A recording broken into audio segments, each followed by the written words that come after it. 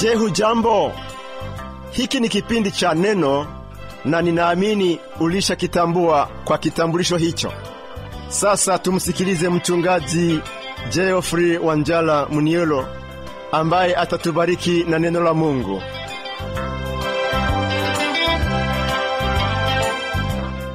Ndugu mpendwa, karibu katika kipindi ukipendacho cha Neno. Mimi ni mwenyeji wako dada Pamela Omodo. Unapojiandaa kupokea neno la Mungu kutoka kwenye kitabu cha Warumi sura ya 1 aya ya 14 hadi 20, burudika kwa wimbo huu, ndipo mchungaji Geoffrey Wanjala Munielo atuletee ujumbe. Karibu.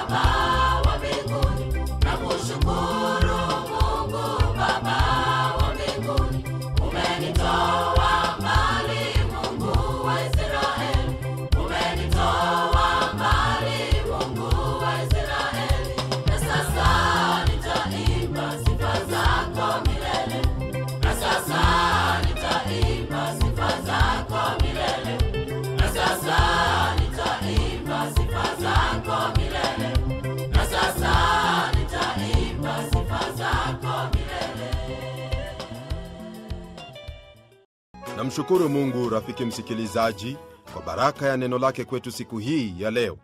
Tumaini langu ni kwamba mkono wake mwema umekuwa juu yako na kukuandaa kwa ajili ya wakati huu.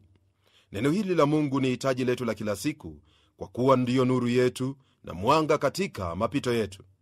Tuendelea na mafundisho yetu yanayotoka kwenye kitabu cha Warumi sura ya 1, tukianzia aya ya 14 hadi ile aya ya 20. Aya ya 14 yatuambia hivi: na wiwa na Wayunani na wasio Wayunani, na wiwa na wenye hekima na wasio na hekima. Kwenye aya hii, ndugu msikilizaji, tuona nia na moyo wake Paulo kuhusu watu wote wa ulimwengu. Katika siku zake Paulo, ulimwengu uligawanywa kuwili. Kulikuwepo na Wayunani na wasio Wayunani. Wayunani ni wale waliokuwa wasomi, wangwana na wenye tamaduni walizohesabu kuwa ni bora kuliko wengine. Paulo asema kuwa aliwiwa makundi hayo mawili. Deni au alichowiwa makundi hayo mawili ilikuwa kuwahubiri habari njema ya ufalme wa Mungu. Hiyo ni habari za Yesu Kristo mwana wake. Yote haya alitenda kwa kuwa neema kuu ya Mungu ilikuwa juu yake. Kwa jinsi Paulo alivyowiwa wale wa kizazi chake, ndivyo ilivyo kwetu leo hii. Tunalo deni la kuwahubiri watu leo. Isije ikawa kwamba soda ikajulikana ulimwenguni kuliko huyo Yesu aliyetupenda akajitoa kwa ajili yetu. Tunalo deni la kulipa, nalo ni kuihubiri injili hii kila tulipo. Deni hili alikuwa nalo Paulo, ndiposa alitaka kufika pale Rumi, kama vile neno la Mungu latujulisha kwenye aya hiyo ya 13 kwenye sura hii ya kwanza ya kitabu cha Warumi. Hebu sikiliza: lakini ndugu zangu, sipendi msiwe na habari ya kuwa mara nyingi nalikusudia kuja kwenu, nikazuiliwa hata sasa, ili nipate kuwa na matunda kwenu ninyi pia, kama nilivyo nayo katika mataifa wengine. Shauku la mtume Paulo hasa lilikuwa kwamba apate kufikia kule Rumi, ili awahubiri watu neno lake Bwana. Mahali ulipo ndugu msikilizaji, naamini kwamba Mungu amekupatia fursa njema ya kulihubiri neno lake, na fursa hiyo wafaa kuitumia vyema, upate kutenda kama vile Mungu anavyokuhitaji utende. Tunapoendelea kwenye aya ya 15, hivi ndivyo neno la Mungu latuambia: kwa hiyo kwa upande wangu mimi ni tayari kuihubiri injili hata na kwenu ninyi mnaokaa Rumi. Paulo kwenye aya hii asema kuwa yu tayari sasa kulipa ile deni, yani kuihubiri injili ya Kristo huko Rumi. Kama vile tuliona kwenye kile kitabu cha Matendo ya Mitume, hakufanywa mtumwa kwa hayo yaliyompata, bali alishikilia kukamilisha kusudi lake. Mtu huyu alikuwa tayari kuihubiri injili ya Kristo. Hivi ndivyo twahitaji kuwa, yani tuwe na utayari wa kuihubiri injili. Aya ya 16 yasema hivi: kwa maana siionei haya injili, kwa sababu ni uweza wa Mungu uletao wokovu kwa kila aaminiye, kwa Myahudi kwanza na kwa Myunani pia. Kuna mambo matatu ndugu msikilizaji tunayoyaona katika maneno aliyonena Paulo kwenye aya hii. Jambo la kwanza ni kuwa alikubalia kwamba awiwa ulimwengu injili ya Kristo. Pili ni ule utayari wa kulipa deni hiyo, na tatu kujitoa kuihubiri injili hiyo. Je, kwa nini Paulo alisema kuwa haionei haya injili? Nadhani kwamba kwa kuwa ulimwengu wa wakati ule ulijawa na dini tofauti, ilifikiriwa kwamba injili walihubiriwa maskini tu au watu waliokuwa wapumbavu. Hii ni kwa kuwa hekalu za kipagani zilijengwa kwa ustadi mkubwa, lakini hao waliokuwa wamemwamini Kristo hawakuwa na majengo kama mahekalu hayo ya kipagani. Pamoja na mijengo hiyo, walioabudu huko walikuwa watu wa vyeo tofauti katika jamaa. Wale waliokaa Rumi walishangaa iwapo Paulo ataileta injili katika mji mkuu kama Rumi, lakini Paulo asema kuwa haionei haya injili. Kwa nini maneno kama yale tena? Sababu ni kwamba injili ni uweza wake Mungu. Uwezo wa injili, msikilizaji, ni kuleta wokovu kwa kila aaminiye. Wokovu yajumuisha kufanywa haki kwa yule aaminiye mbele za Mungu hadi wakati ule ambapo Kristo atadhihirishwa tena kwa mara ya pili. Ni tendo linaloanza na laendelea na litakamilishwa. Hii ni sawa na kusema kwamba niliokolewa, nimeokolewa na nitaokolewa. Injili hii si kwa watu fulani pekee, bali ni kwa kila aaminiye. Injili ni kwa walimwengu wote, lakini hufanya kazi katika huyo aaminiye. Njia ya kupokea wokovu ni kwa imani yako binafsi katika hayo aliyotenda Yesu Kristo mwana wa Mungu kwa niaba yako. Kwa neno hili kusema kwamba injili kwanza ni kwa Myahudi na kwa Myunani, haina maana kuwa Myahudi ni bora kuliko mtu wa mataifa. Lililopo hapa ni kwamba jinsi injili yahubiriwa kwa Wayahudi, ndivyo yafaa kuhubiriwa kwa awaye yote. Sote twafahamu kwamba injili mara ya kwanza iliwaendea Wayahudi. Iwapo ungelikuwa Yerusalemu siku hiyo ya Pentekoste, ungeliona kuwa hao waliokusanyika kule, idadi kubwa ilikuwa ya Wayahudi. Nayo safari ya kwanza ya kimishonari ya Paulo ilifikia hasa katika masinagogi ya Kiyahudi. Hili ni lile tulipatalo kwenye kitabu cha Matendo ya Mitume sura ya 13 mstari wa 46 unaosema hivi: Paulo na Barnaba wakanena kwa ushujaa wakasema, ilikuwa lazima neno la Mungu linenwe kwenu kwanza, lakini kwa kuwa mnalisukumia mbali na kujiona nafsi zenu kuwa hamkustahili uzima wa milele, angalieni, twawageukia mataifa. Kama vile ilivyo, ndugu msikilizaji, Injili ilianzia Yerusalemu, mji wa Kiyahudi, na kuenea Yudea, Samaria, hata miisho ya nchi. Uwezo wa Injili ni wokovu kwa kila aaminie, nayo ni kwa ulimwengu wote, sharti ikiwa tu imani kwa huyo Kristo Yesu. Tuendelea kupata habari zaidi kuhusu Injili kama vile ilivyo kwenye aya ya 17 inayosema hivi: kwa maana haki ya Mungu inadhihirishwa ndani yake toka imani hata imani, kama ilivyoandikwa, mwenye haki ataishi kwa imani. Mwenzangu, ni katika Injili ya Yesu Kristo ndipo haki ya Mungu yadhihirishwa. Haki hii ni ile itokayo kwa Mungu. Haki ya mwanadamu ni hilo asilopokea Mungu, kwa kuwa haki ya mwanadamu ni kama vitambaa vilivyo najisi, kwa msingi wa chuo cha nabii Isaya sura ya 64 mstari wa 6. Paulo akinena kuhusu haki, anena kuhusu haki ya Mungu ambayo kila anayemwamini Kristo hupokea. Mungu humweka mwenye dhambi katika Kristo, naye humwona katika Kristo aliye haki ya Mungu. Muumini mbele za Mungu hupokewa kwa msingi wa alilotenda Kristo kwa niaba yake pale msalabani. Hauna njia nyingine mwanadamu ya kupata haki itakayokubaliwa na Mungu isipokuwa kwa kumwamini Kristo pekee. Haki hii hupatikana kwa imani. Huwezi kuifanyia kazi au lolote lile isipokuwa kuipokea kwa imani. Mtume anena kuhusu jambo hili tena anaposema hivi kwenye kitabu cha Wafilipi sura ya 3 mstari wa 9: tena nionekane katika yeye, nisiwe na haki yangu mwenyewe ipatikanayo kwa sheria, bali ile itokayo kwa Mungu kwa imani. Haki hii ambayo neno la Mungu lanena kuhusu ni ile inayokubalika mbele za Mungu, yani ni haki hiyo inayostahimili wakati huo wa hukumu. Kwa lugha nyingine, haki hii ni ile itokayo kwa Mungu, nayo hupatikana tu kutoka kwake, na ndiyo ameitoa kwa njia ya mwana wake Yesu Kristo, hasa kwa kila mmoja anayeamini. Imani katika Kristo humtoa mtu kutoka kwa asiye na imani hata kwa imani. Mungu kwa neema akuokoa kwa imani yako katika Kristo, nawe waishi kwa imani, utakufa kwa imani, utafufuliwa kwa imani, na pia mbinguni utaingia kwa imani.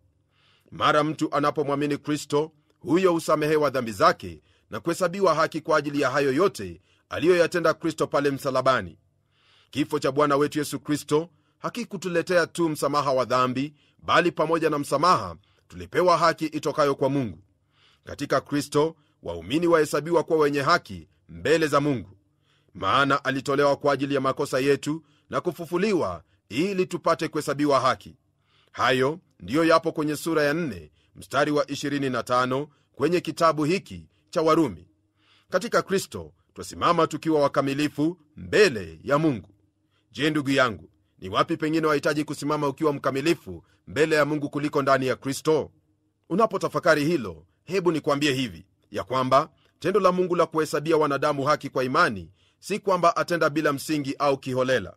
Si kwamba katika kutuokoa apuuza utakatifu na haki yake. Kwa kuwa tuokolewa kwa imani, ina maana kwamba hakuna lolote tuwezalo kutenda linaloweza kutuokoa. Wokovu wetu ni kwa msingi wa aliyoyatenda Kristo na imani yetu katika yeye. Kristo alikufa ili atupatanishe na Mungu, na kwa njia hiyo kufungua mlango wa kila aaminie kuingia mbele zake Mungu bila hofu yoyote. Yesu aligharimia dhambi yetu, naye akatupa wokovu kwa imani katika damu yake. Baada ya kuona hayo, sasa Paulo ageukia hali ya mwanadamu. Kweli ni hii kwamba mwanadamu ni mwenye dhambi. Ulimwengu wote una hatia mbele ya Mungu, nao wahitaji haki. Katika sehemu iliyo mbele yetu, mtume Paulo hajaribu hata kidogo kuthibitisha kwamba mwanadamu ni mwenye dhambi, ila atufafanulia jinsi mwanadamu asili yake ni dhambi, na kutenda hiyo dhambi ni asili yake. Na katika kutufahamisha kuhusu haki yake Mungu, atatufahamisha kuhusu ghadhabu na hasira yake juu ya dhambi ya mwanadamu. Neno lasema hivi kwenye aya ya 18: kwa maana ghadhabu ya Mungu imedhihirishwa kutoka mbinguni juu ya uasi wote na uovu wa wanadamu waipingao kweli kwa uovu. Iwapo rafiki wataka kujua kwamba wokovu upo, tazama madhara ya uovu wote utokanao na dhambi. Ghadhabu ya Mungu ni hisia yake kuhusu dhambi, si hukumu yake juu ya dhambi. Kwa wale ambao hufikiri kuwa katika Agano la Kale Mungu aonekana kuwa mwenye ghadhabu, sasa katika Agano Jipya twafahamishwa kwamba pamoja na Mungu kufunuliwa kwetu kuwa mwenye pendo, ghadhabu yake ipo na yaendelea kuwa juu ya dhambi. Hakuna wakati hata mmoja ambapo Mungu hatakosa kudhihirisha ghadhabu yake juu ya dhambi. Yeye habadiliki. Mungu ni mwenye huruma, si kwa sababu nyingineyo, ila kwa sababu hii moja, kwamba Kristo alikufa kwa ajili ya mwenye dhambi. Injili yamruhusu Mungu kumpokea mwenye dhambi ambaye amemwamini Bwana Yesu Kristo. Ni lazima mwenye dhambi awe na haki itokaye kwa Mungu au apokee ghadhabu yake. Rafiki yangu, katika hayo hakuna mjadala wala hakuna rufaa. Yote hayo, yani haki na ghadhabu, zatoka mbinguni. Iwapo wataka kujua hatari ya dhambi, tazama janga la ukimwi na mengine kama hayo. Rafiki, sitaki kukupa mifano, lakini katika miaka yangu ya huduma nimeona mengi yanayothibitisha hukumu ya Mungu juu ya dhambi. Hukumu hiyo ipo sasa na pia itakuwepo hapo kila mwanadamu atakaposimama mbele zake Mungu na kuhukumiwa. Lolote linalopinga utauwa na uungu ni lazima kuhukumiwa miongoni mwa wanadamu. Uasi huo na uovu huo ni habari ya kukana maadili yake Mungu na utawala wake miongoni mwa watu. Ni tendo la nafsi. Mtu anapolewa na kuvunja sheria za barabarani na kuiba au kuua, mtu kama huyo ni mwenye dhambi asiye na haki. Huyo anayewatendea wanadamu dhambi, kudanganya katika biashara na mengine kama hayo, mtu huyo amchukia Mungu na ni lazima Mungu atamhukumu. Pamoja na kama hao ni wale wanaokataa kweli ya neno la Mungu na kuipinga kweli. Hao ni lazima wafahamu ya kwamba ghadhabu ya Mungu ii juu ya kila mmoja kama huyo. Rafiki yangu, ghadhabu ya Mungu ii juu ya kila mmoja anayekosa kumwamini Mungu kwa yote ambayo amenena kwa habari ya Kristo Yesu mwana wake.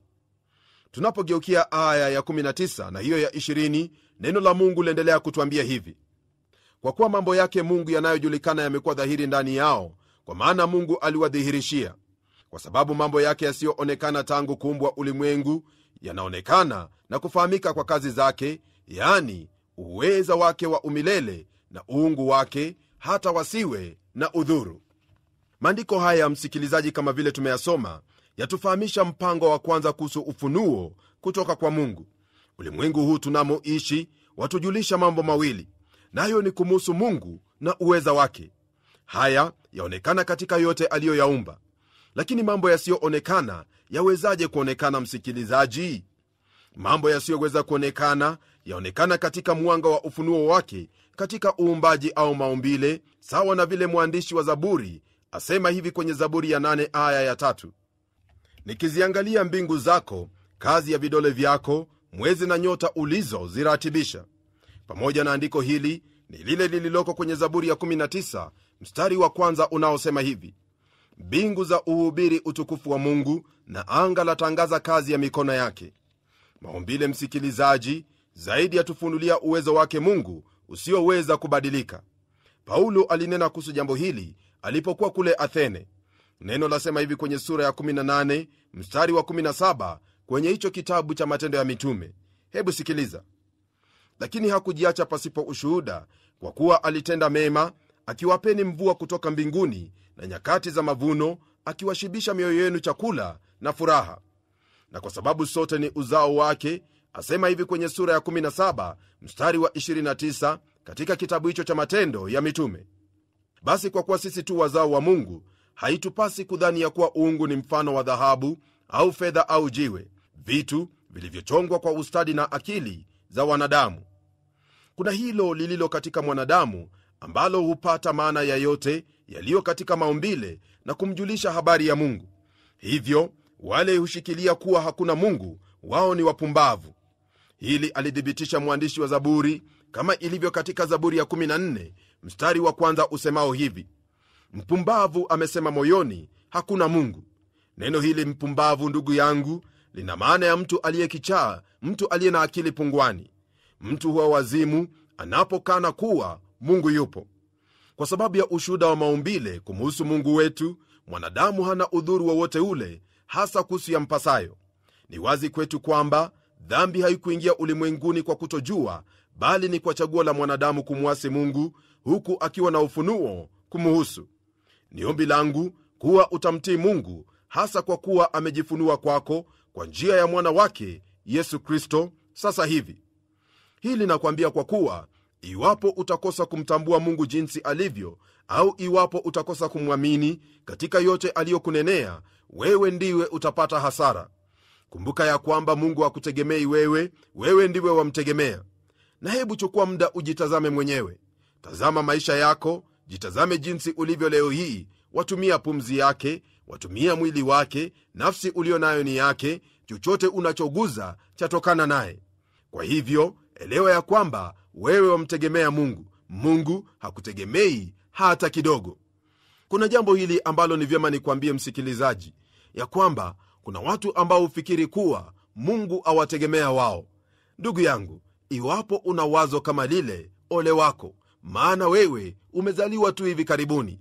Hata kama umefikisha umri wa miaka 90, hiyo tu ni kwa ajili Mungu amekuneemisha ufikie umri huo, kusudi upate kutambua ya kwamba yeye ni mwingi wa rehema, yeye ni mwingi wa neema, ni mwenye huruma, na amekupa uzima hadi wakati huu ili upate kutubu dhambi zako na upate uzima wa milele katika Kristo mwana wake. Na iwapo una miaka 30 na ndugu yangu, basi nakuhurumia sana, kwa sababu wewe tu una miaka 30 na hiyo ina maana kwamba kuna wakati ambapo ulikuwa na mwaka mmoja, na iwapo ulikuwa na mwaka mmoja ina maana kwamba kuna wakati ambapo hukuwepo. Kwa hivyo wewe wahitaji hasa kumtafuta Mungu, naye kwa kuwa akupenda amekufanya uwepo, na pia amekupa hiari yako upate kuitumia kumfuata yeye, na zaidi amekufunulia njia, nayo njia si tena katika maumbile, bali kwa mwana wake Yesu Kristo, sawa na maandiko yaliyoko kwenye kile kitabu cha Waebrania sura ya 1 mstari ule wa 1 hadi 4 unavyotuambia. Neno la Mungu kwenye sehemu hiyo, ndugu msikilizaji, latuambia hivi: Mungu ambaye alisema zamani na baba zetu katika manabii kwa sehemu nyingi na kwa njia nyingi, mwisho wa siku hizi amesema na sisi katika mwana aliyemweka kuwa mrithi wa yote, tena kwa yeye aliufanya ulimwengu. Yeye kwa kuwa ni mng'ao wa utukufu wake na chapa ya nafsi yake, akivichukua vyote kwa amri ya uweza wake, akiisha kufanya utakaso wa dhambi, aliketi mkono wa kuume wa ukuu huko juu, amefanyika bora kupita malaika, kwa kadiri ya jina alilorithi lilivyo tukufu kuliko lao. Maandiko haya niliyoyasoma ni maandiko yanayokufahamisha ya kwamba katika siku hizi zetu za leo, siku hizi unamoishi, Mungu amejifunua kwako kwa njia ya Yesu Kristo mwana wake. Ndiposa alipokuwa kinena na wanafunzi wake, alimwambia mmoja aitwaye Filipo ya kwamba yule aliyemwona yeye amemwona Mungu Baba. Hiyo ni kusema kwamba Yesu Kristo alikuja kumfunua Mungu, kwa kuwa yeye ndiye chapa ya nafsi yake. Na ndugu yangu, iwapo hivyo ndivyo ilivyo, na kwa hakika ndivyo ilivyo, basi wahitaji kumtegemea Mungu, wahitaji kumrudia Mungu, wahitaji kutembea naye Mungu. Usiwe mpumbavu, usiwe mtu mwenye kichaa anayedai kwamba hakuna Mungu.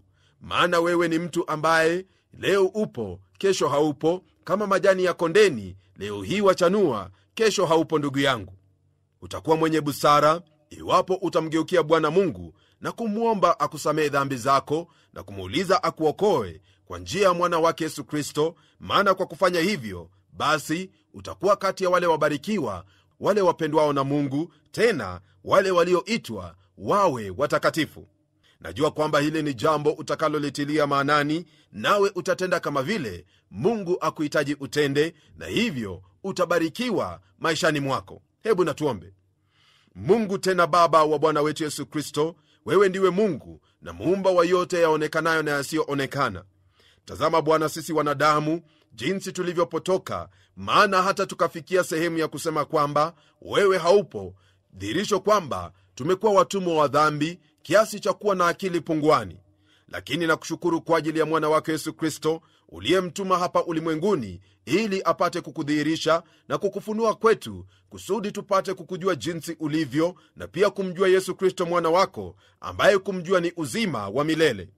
Nakushukuru kwa ajili ya ndugu yangu msikilizaji, kwa ajili ya muda uliompa apate kushirikiana nami katika kipindi hiki, hasa kulisikiliza neno hili na kupata ufahamu wa yote yanayompasa kama mtoto wako na pia kama kiumbe chako.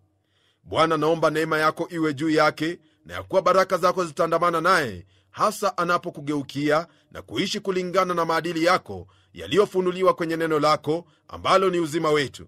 Haya najua kuwa utayatenda, maana nimeyaomba katika jina la Yesu Kristo aliye Bwana na Mwokozi wetu. Amen.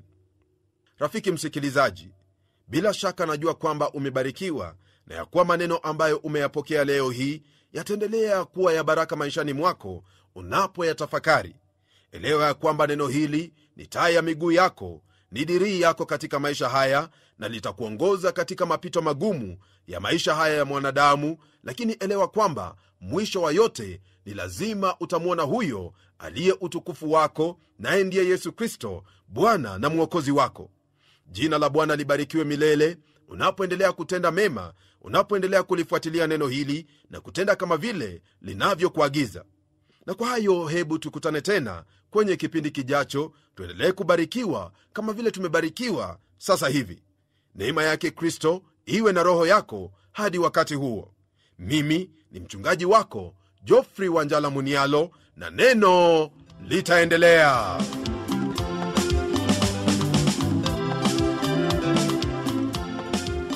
Ujumbe huo kutoka kwenye neno la Mungu ulitufaa siku ya leo, nami najua wakubaliana nami kwa hilo. Endelea kuungana nasi kwenye kipindi hiki ili upokee mibaraka zaidi. Tupo hapa ili kukusaidia kiroho na kuimarisha imani yako.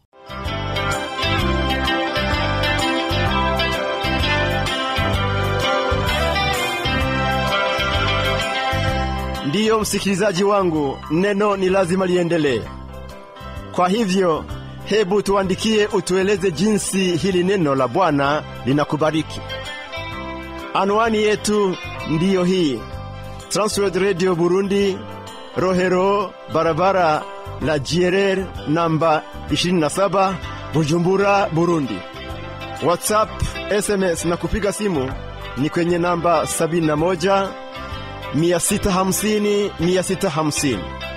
Email twrburundi@gmail.com. YouTube, Facebook na Twitter TWR Burundi.